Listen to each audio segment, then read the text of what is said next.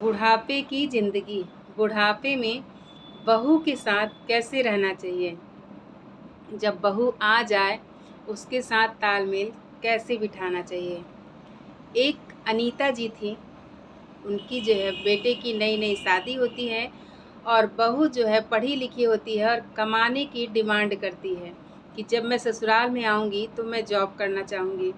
तो धूम-धाम से शादी हो जाती है और बहू ससुराल आ जाती है।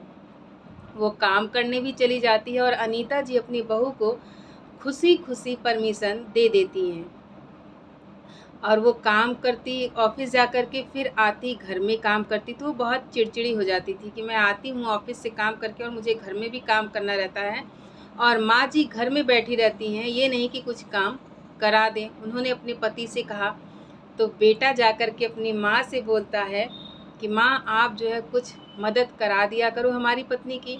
तो माँ ने बोला कि बेटा हमारी उम्र हो रही है, अब मैं जो है जितना मुझसे करते बनेगा मैं उतना ही कर पाऊँगी, मैं पूरे दिन का काम नहीं कर सकती और हाँ, जो मुझसे करते बनता है मैं वो मदद ज़रूर करती हूँ।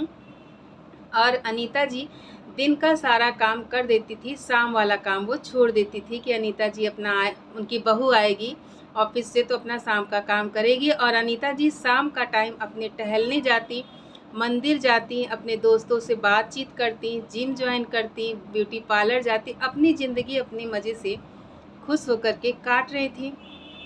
जो उनकी बहू थी, मायके में उनके भाई की शादी होती है, तो उसकी भाभी आती हैं और बहू की माँ बोलती है कि मैं अपनी बहू को बेटी की तरह रखूँगी और जो है सारी सुख सुविधाएँ दूँगी, सारी आज़ादी दूँगी। मेरी बहू मेरी बेटी की तरह है, चाहे जो मर्ज़ी हो वो करे। अनीता जी की बहू इतना सुन कर के अपनी सास को थोड़ा-सा ऐंठ दिखाती है कि देखो मेरी माँ को, मेरी माँ अपनी बहू को बेटी के समान समझती है और सारा आज़ादी दिया है, काम खुद करती है और बहू जो है काम ऑफ़िस जाती है।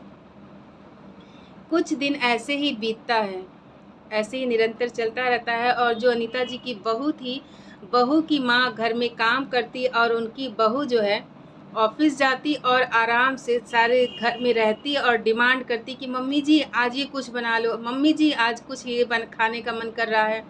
तो एक दिन अनीता जी की बहू अपनी माँ को फ़ोन करती है, कुछ समय बीत जाते हैं, कुछ साल बीतते हैं अच्छे से और इधर अनीता जी की बहू की जो माँ है वो भी दिन प्रतिदिन बूढ़ी हो रही थी। उसको भी शौक़ लगता था कि मैं भी जो है अपनी बहू के साथ जो है बैठूँ, बातचीत करूँ, बाहर थोड़ा बहुत घूमूँ फिरूँ, मेरे भी उम्र हो रहे हैं, अब मुझसे काम नहीं हो रहे हैं। बहुत तकलीफ़ में थी और ये जो है अनीता जी की जो बहू थी वो अपनी मम्मी को फ़ोन करती है, बोलती है बताओ माँ कैसी हो तुम? तुम तो सारा काम करती हो घर का और भाभी को पूरी फुल आज़ादी दी हो, भाभी खूब मज़े कर रही है, ऑफ़िस जा रही है, तुम्हारी जैसी सास सबको मिले।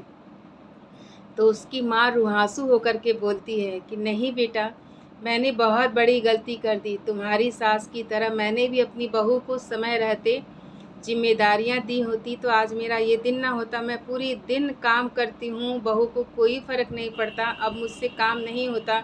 मेरे हाथ पैर जवाब दे रहे हैं पर बहू मेरी सुनती नहीं है। इतना बोल कर के रोने लगती हैं। जब माँ रोती है तो माँ का दर्द सुन कर के बेटी को भी बहुत रोना आता है। फिर जो है बोलती है कि तुम्हारी सास बहुत अच्छी थी जो तुम्हें ज़िम्मेदारियाँ दे दी और थोड़ा अपनी जो है बुढ़ापे की सुकून की ज़िंदगी जी रही हैं।